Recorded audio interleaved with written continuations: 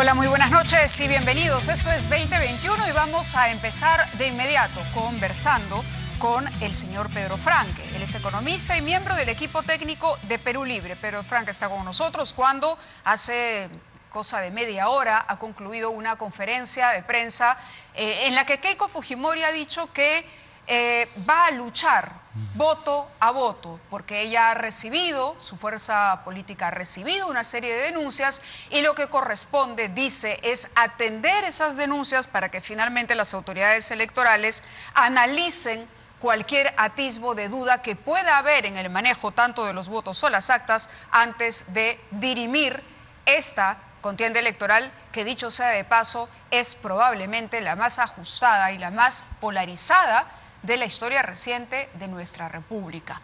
Ya sobre eso hablaremos más adelante. Ojalá podamos, una vez terminada esta etapa, empezar a construir un país más unido. Pero el señor Franque está aquí con nosotros y le damos la bienvenida. Muy amable, gracias por estar acá. Buenas noches. No, buenas noches. En principio, quería preguntarle, ha habido reclamos por parte de los dos lados, ¿no? ¿Usted cree que hay motivos para presentar impugnaciones? ¿Cuál debería ser la actitud de las autoridades electorales en este momento para zanjar y no ensombrecer lo que ha sido un proceso electoral en nuestro país? Bueno, hay un proceso mandado por ley que tiene que procederse y eso creo que es indiscutible.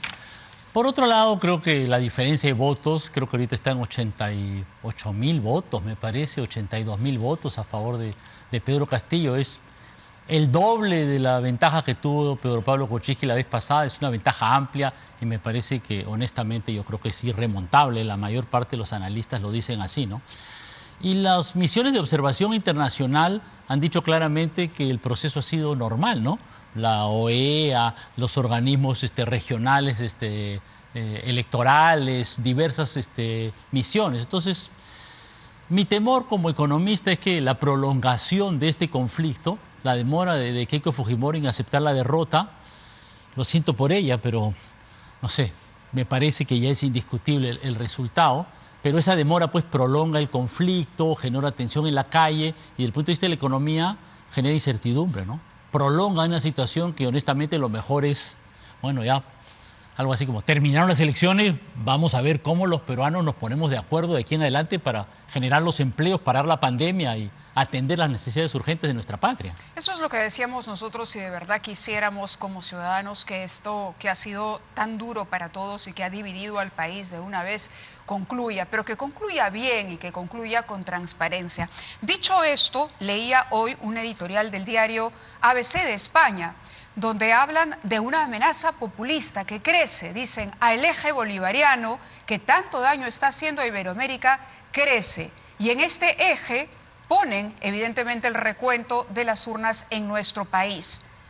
Ese eje bolivariano o ese temor al eje bolivariano es el que precisamente estaría generando una suerte de nerviosismo y peligros reales en los indicadores económicos. ¿Cómo analiza usted? Porque hay un impacto directo a algo ocurrido como lo que pasó con el señor Humala, pero de pronto en este caso, debido a los discursos del señor Castillo y de su primera plataforma electoral, ha exacerbado esa preocupación y usted entenderá que es una preocupación lógica.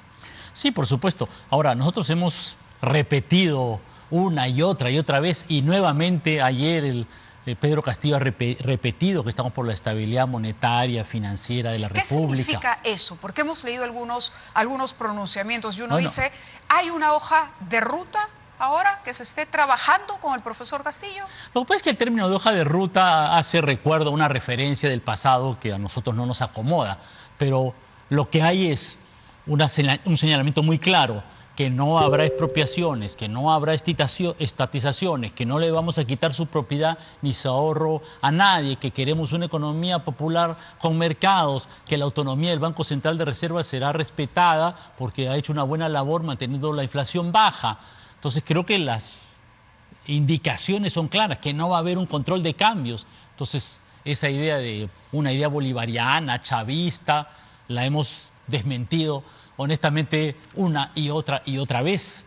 Y entonces yo siento que en realidad el nerviosismo es más creado por una ola de ataques, de mentiras, honestamente, pero que Ok, no me parece correcto, pero lo podemos entender en el contexto de la polarización electoral. Claro, pero ya pasó, ya no hay votos que ganar, pensemos en el país. Claro, el que gane, porque finalmente hasta que los resultados oficiales no se den formalmente hay que respetar la ley y decir, seguimos en este momento esperando el resultado que nos dé a conocer la OMPE y el Jurado Nacional después de la revisión de todo lo que tiene que revisar. El resultado al final le presenta al próximo presidente un país dividido, un país quebrado, un país en el que el 50% va por un lado y el otro 50% por otro. Y el gobernante tendrá el gran reto de sacar adelante a un país con el 100% de los peruanos. Por lo tanto, yo le leía parte de este editorial de ABC y le pregunto, el temor es justificado porque finalmente el único documento que había a disposición del elector era este documento del ideario de Vladimir Cerrón en el Jurado Nacional de Elecciones. Era el único documento. No es correcto porque nosotros publicamos un documento que se llama el Plan Bicentenario, que está publicado Pero eso fue después de la primera vuelta. Por supuesto. A eso voy. Es decir, estamos hablando de un discurso que habría ido mutando. La pregunta concreta es... Pero lo mismo sucede con todas las candidaturas. Se perciben dos bandos dentro de Perú Libre. Uno que sería la tecnocracia que aportaría Verónica Mendoza y otra, esta posición más radical encarnada por Vladimir Cerrón. ¿Se ha decantado eso? Mira, es una percepción que no sé dónde sale. Hay un plan bicentenario. ¿No es igual de la primera vuelta? No, no es igual. También Keiko Fujimori ha dicho un montón de cosas en la segunda vuelta que no son como en la primera vuelta. Es normal. Todos los que conocen de elecciones saben que las segundas vueltas implican un cambio de discurso, porque la primera vuelta te dice que los electores quieren algunas cosas y uno tiene que ganar la mayoría ciudadana. Y me parece claro, el resultado de la OMPE ya está, pues faltan 10 actas. El profesor Castillo gana por 88.000 votos. Es verdad lo que tú dices, pero me parece que es verdad que hay un país bastante dividido y que eso exige un esfuerzo de concertación de distintas organizaciones sociales, empresariales. Estamos trabajando en eso. Exige efectivamente plantearse un plan de acción urgente. Como te digo, ahí hemos tenido 180.000 muertos por la pandemia. Tenemos que vacunar urgentemente, reforzar el sistema de salud. Tenemos 2.200.000 desempleados más que hace un año. Tenemos que hacer un gran esfuerzo por reactivar la economía, generar empleos, dar apoyo a todos los agricultores y pequeños empresarios empobrecidos. Hay 10% más de pobres, esos son unos 3 millones y más de personas que han caído en la pobreza. Esa es la urgencia. Y lamentablemente todas estas impugnaciones que nunca las habíamos visto en el Perú, retrasan una necesaria estabilidad, una necesaria mirada al futuro, que hoy, como digo, es urgente. Es urgente, pero quizás sea mejor que se esclarezcan todas las dudas para que no tengamos, digamos, otro año, otros 5 años de inestabilidad y que la gente finalmente entienda que este ha sido un proceso con todas las garantías del caso y que cualquier reclamo ha sido atendido, dada la suspicacia que hay. No, como digo, los organismos electorales deben resolver como corresponde a la ley. Efectivamente, digamos, ¿no? Eso es así. A mí me parece que los reclamos, bueno, Keiko Fujimori está gastando solo en las impugnaciones casi 1 millón de soles, más todo lo que estará gastando en abogados por una causa que a mí me parece, honestamente, hay momentos en los cuales uno debe conceder la derrota. Pero bueno, ¿de qué es su derecho? Es su derecho. Me explico, eso no se lo puede negar y por lo tanto los organismos electorales tendrán que procesar estos reclamos y resolver los temas de acuerdo a la ley. Ahora, yo particularmente estoy muy seguro, digamos, del resultado electoral. Todos los que han analizado las cifras nacionales e internacionales lo dicen, ¿no? La diferencia, 88.000 votos, es bien grande, digamos. Como te digo, el doble de lo que ganó PPK, el doble. A ver, acá tengo un pronunciamiento suyo. Por eso le hacía la pregunta por la hoja de ruta. Si no es el término correcto, usted me dirá qué término prefiere. Dice lo siguiente, este pronunciamiento: en un eventual gobierno del profesor Pedro Castillo, candidato presidencial de Perú Libre, respetaremos la autonomía del Banco Central de Reserva, que ha realizado una buena labor manteniendo la inflación baja durante más de 2 décadas. ¿Cómo entendemos esa autonomía del Banco Central? Porque recordemos que el señor Castillo fue un poco agresivo con las instituciones en un inicio. No recuerdo que haya dicho nada en contra de la autonomía del vayamos, Banco Central. Okay, vamos de aquí y la autonomía adelante. del Banco Central está... ¿Qué significa para el equipo que acompaña al profesor Castillo, la autonomía del Banco Central de Reserva. La autonomía del Banco Central de Reserva está definida en nuestra Constitución. Eso indica que, bueno, hay un proceso de nombramiento del directorio. Una vez nombrado el directorio, no pueden ser removidos sino por falta grave. Nunca ha habido un director del Banco Central de Reserva removido por falta grave en nuestra historia. Entonces, o sea, ojo, ya una vez nombrados no pueden ser removidos por prácticamente, o sea, muy difícilmente pueden ser removidos, tienen esa autonomía. La Constitución establece que el Banco Central de Reserva tiene como objetivo la estabilidad monetaria. La Constitución establece que el Banco Central de Reserva no puede financiar al Tesoro Público. Todas esas disposiciones constitucionales respecto a la actuación, las funciones, las competencias del Banco Central de Reserva, a nuestro juicio, deben ser respetadas.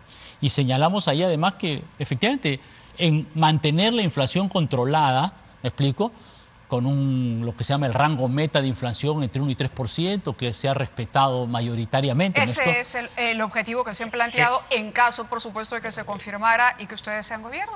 Claro, nosotros compartimos, pero el esquema de metas de inflación lo deberá definir el BCR en su autonomía, pero nosotros manifestamos nuestra complacencia, nuestro acuerdo, ¿cierto?, nuestro respaldo a esa política. Hay una felicitación implícita al trabajo que ha venido efectuando el Banco Central de Reserva aquí. Ha realizado una buena labor, dice el comunicado, manteniendo la inflación baja durante más de 2 décadas. ¿Cómo explicar lo que está ocurriendo con algunos productos como los combustibles, el pollo, la fluctuación del dólar? Bueno, podríamos discutir ahorita, me parece que no es el momento, la actuación en lo inmediato. Evidentemente hay, me parece, esta campaña, yo la llamo de terruqueo económico, ¿no es cierto?, agresiva para inventar mentiras en contra de la candidatura de Pedro Castillo, que ha asustado a la gente. Me parece que eso es real, por eso hay que aclarar y aclarar una y otra vez que no se va a hacer una expropiación, que no se va a hacer una estatización, etc. Y la aclaración ha tenido resultado, porque hoy día ya el tipo de cambio ha estado a la baja durante el día, y a pesar de que el Banco Central de Reserva no ha realizado mayor intervención cambiaria hoy. Los días anteriores sí estaba apoyando el mercado, pero hoy no. Entonces, me parece que las cosas se encaminan ya a una mayor tranquilidad de los mercados con los mensajes que hemos dado, y también que ha dado ayer el profesor Castillo en público, ¿no?, refiriéndose a la necesidad, conveniencia de mantener la estabilidad monetaria y financiera. Es un mensaje muy importante para la nación. Este es un tema económico central. Yo le pregunté en algún momento a la señora Mendoza por la permanencia de Julio Velarde en el Banco Central de Reserva. ¿Cuál es su opinión? Mi opinión es que el tema de nombres tiene su momento y este no es el momento. Y el tema de los nombres para todos los cargos, ¿no?, deben definirse, bueno, por el presidente de la República, yo creo por el profesor Castillo en su momento, y incluye una concertación con otros actores, incluye una confluencia con el futuro primer ministro, tendrá que opinar, me imagino yo, sobre estos temas. ¿Le han ofrecido un eventual premierato en caso de ganar no. el profesor Castillo? ¿Lo aceptaría usted? Premierato, digamos, la verdad es que no se me ha pasado por la cabeza y no me parece que sea el tema. Y si le ofreciese, en caso de ganar, siempre digo, el candidato Castillo, el Ministerio de Economía, todo el mundo siente que usted sería la persona. Mira, como he dicho, creo que no es el momento de hablar de nombres. Y quiero decirle una cosita más sobre esto, ¿no?, que es, todo el mundo pasa por alto que hay una disposición constitucional que dice que los ministros los tiene que proponer el presidente del Consejo de Ministros. Estamos muy mal acostumbrados a que es el presidente el que nombra directamente a los ministros, pero la Constitución dice otra cosa. Y hoy que se discute tanto de la validez de la Constitución, su posible reforma, me llama la atención que todo el mundo habla de esto como si la Constitución no dijera nada al respecto, pero sí lo dice.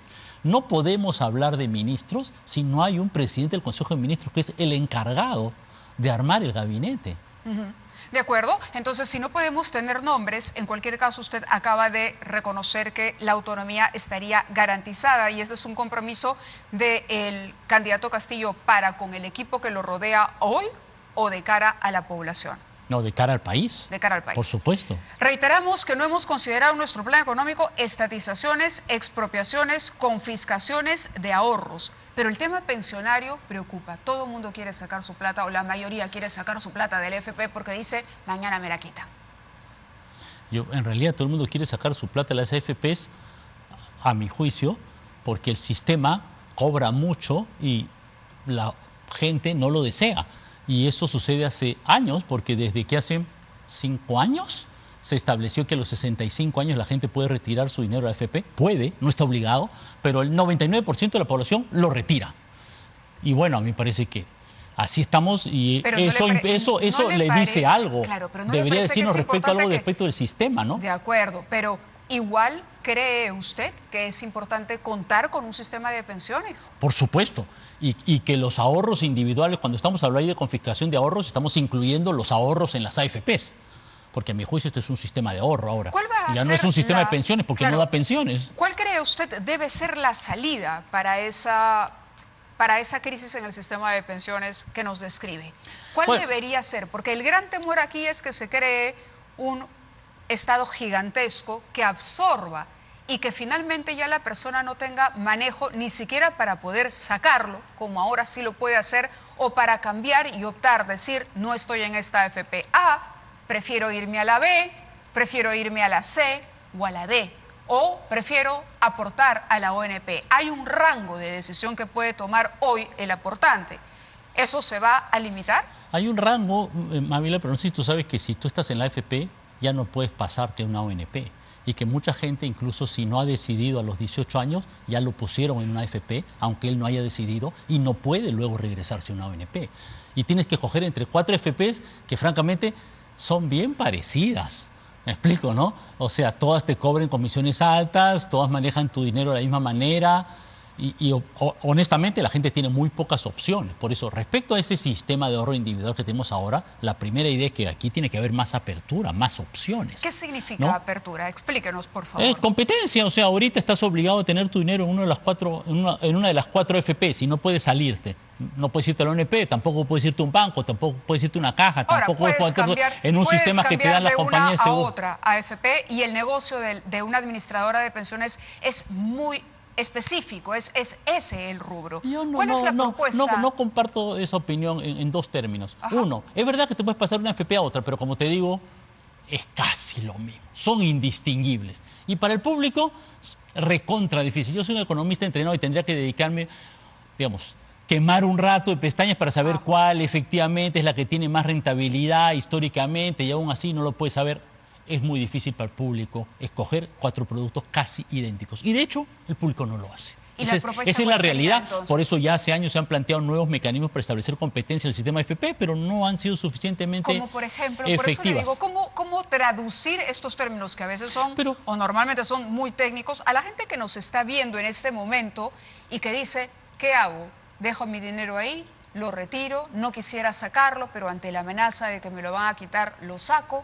¿Qué le dice usted a la gente que piensa así? Con legítimo derecho. Por supuesto. Y a mí me parece que lo que debería tener como sistema futuro es permitir que la gente tenga ese dinero en una FP o en un banco o en una caja o en otros productos financieros existentes o futuros que se pueden crear.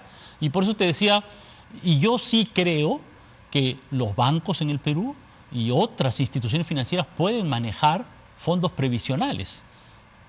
Digamos, de hecho, una de las principales FP y uno de los principales, el principal banco del Perú ha dicho que le parece bien que los fondos se manejen por los bancos.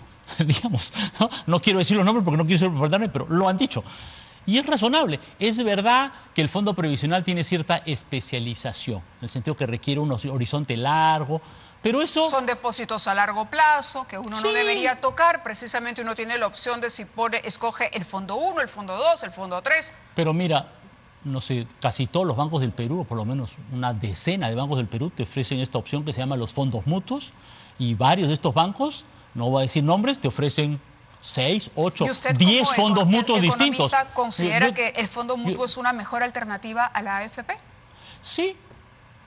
Ahora, esa es mi opinión, ¿no? O sea, yo honestamente te digo, por ejemplo, yo tengo un poco de dinero y tengo esta opción financiera. Podría ponerlo como ahorro adicional en la AFP.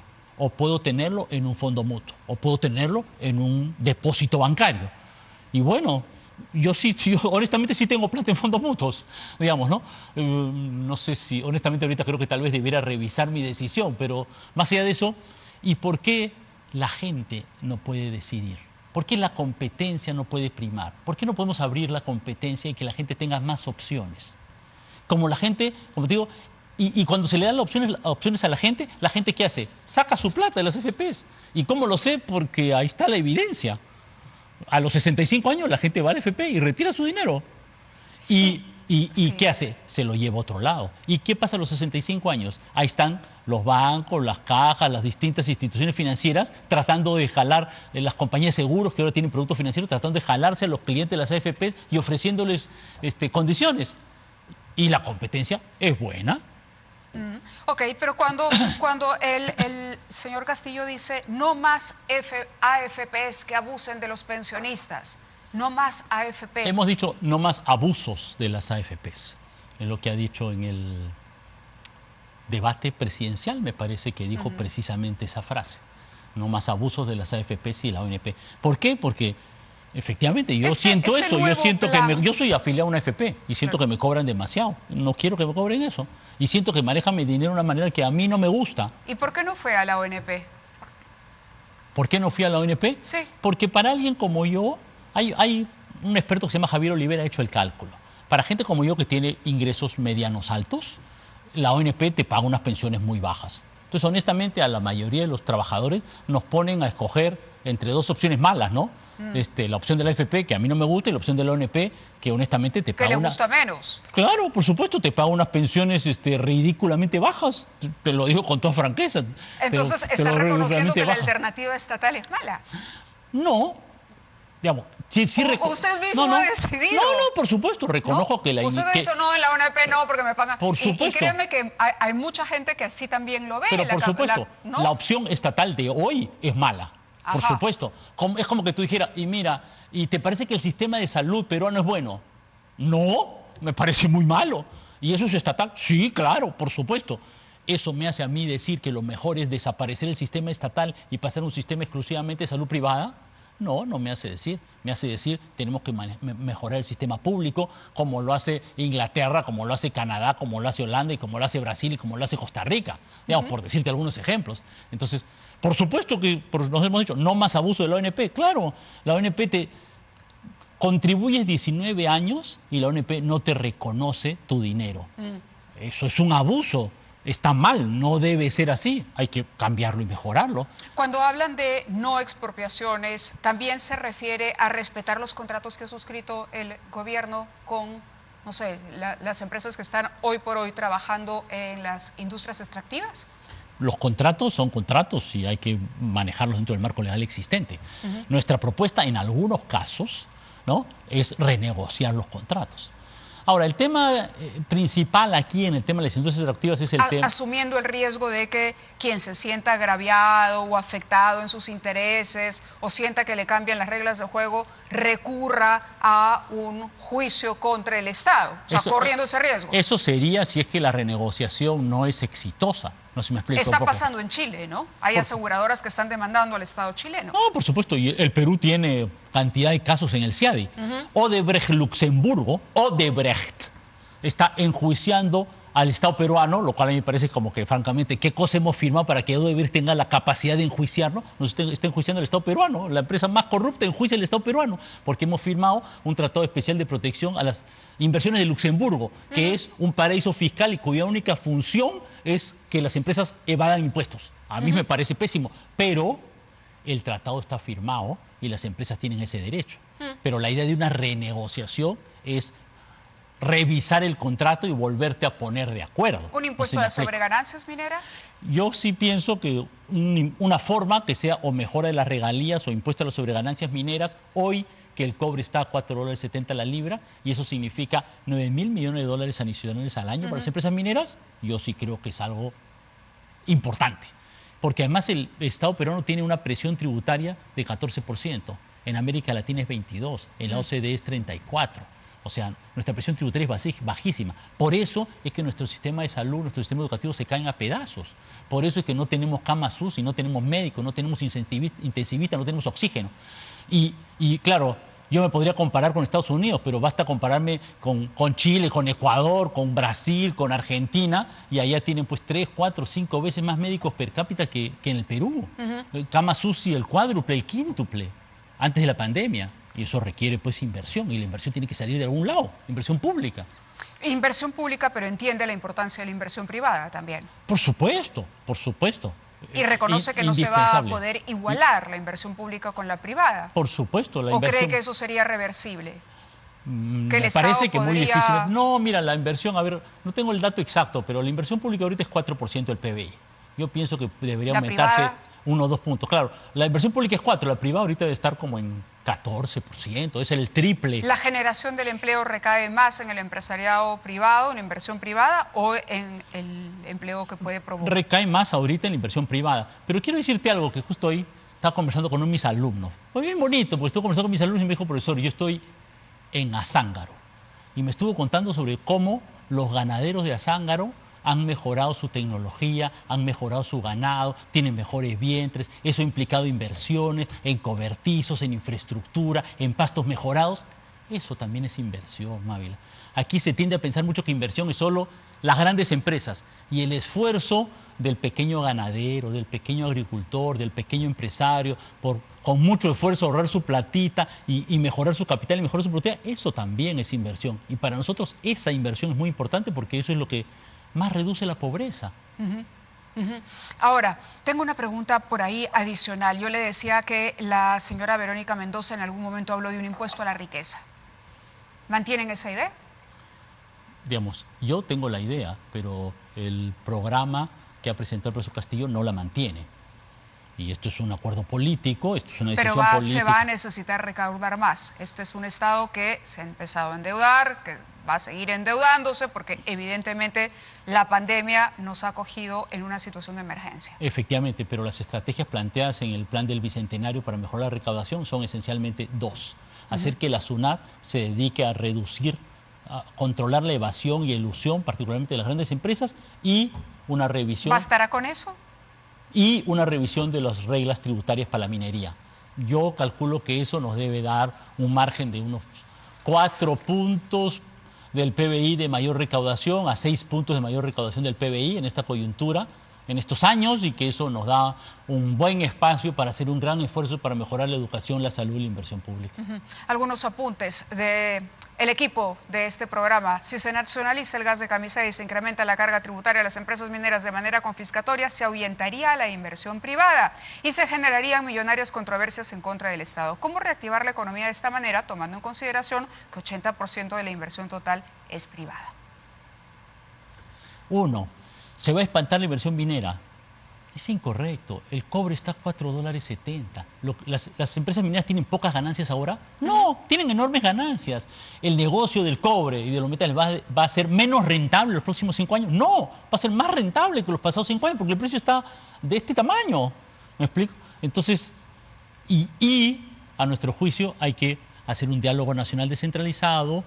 El profesor Castillo debe liderar un gran proceso de diálogo con los pueblos para llegar a un nuevo pacto social, de tal manera que reduzcamos los conflictos sociales. El principal problema de la minería hoy, el Perú sí tiene un problema hoy en el Perú, son los conflictos sociales. Y yo creo que efectivamente el profesor Castillo es el más capacitado, ¿no es cierto?, para dialogar con esos pueblos, ¿no es cierto?, hacer que el Estado sea eficaz en establecer normas ambientales, en establecer la licencia social y también asegurar con los pueblos que, bueno, las empresas mineras van a contribuir lo justo, lo correcto y por lo tanto vamos a poder tener eso como una palanca de desarrollo social. Ya estoy volando en tiempo, pero estamos abarcando varios temas. El MEF tiene 25 oficinas desconcentradas en todas las regiones. ¿Por qué descentralizar el MEF?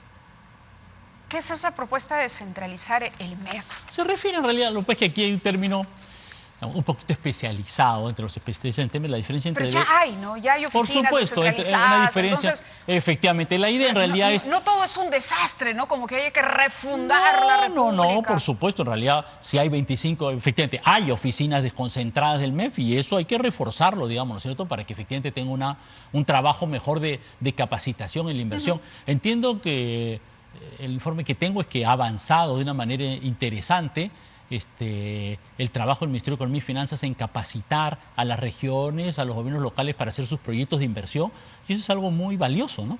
Este año la inversión pública está aumentando y eso hay que, digamos, protegerlo, cuidado y promoverlo más, apuntalarlo por diversos mecanismos.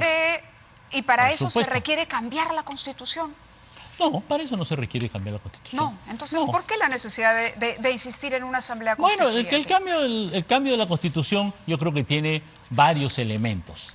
Uno esencial es el tema político. Hemos visto vacancias, cierre del Congreso, hay un gran tema de equilibrio de poderes. Y a mí honestamente me preocupa mucho y me parece bastante negativo que un Congreso que está de salida quiera en 2 semanas aprobar la reforma constitucional, no sé, creo que 18, me parece, ha dicho el presidente Sagasti, 18 reformas constitucionales en un procedimiento que, honestamente, comparto con el presidente Sagasti, va en contra del espíritu de la Constitución, porque la idea de nuestra Constitución de que una reforma constitucional debe aprobarse en 2 legislaturas ordinarias consecutivas es que hay un lapso de 4 o 6 meses para que la ciudadanía y el país reflexione. Y aquí quieren hacer un cambio exprés para sacar el Senado.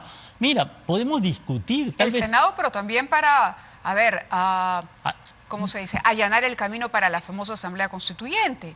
¿Es el momento para eso? Yo creo que no. Yo particularmente pienso que este Congreso no debería aprobar ninguna reforma constitucional y mucho menos bajo este mecanismo, digamos, exprés de que lo que debería tomar un tiempo de reflexión, ahora resulta que ya no hay porque han inventado, ¿no es cierto? Han acomodado las normas internas para que haya 2 legislaturas ordinarias consecutivas. Eso no es lo correcto. Me parece que eso genera más inestabilidad. O sea, tú no puedes cambiar las reglas de juego políticas pasada la elección de una manera exprés, violentando el espíritu de la Constitución.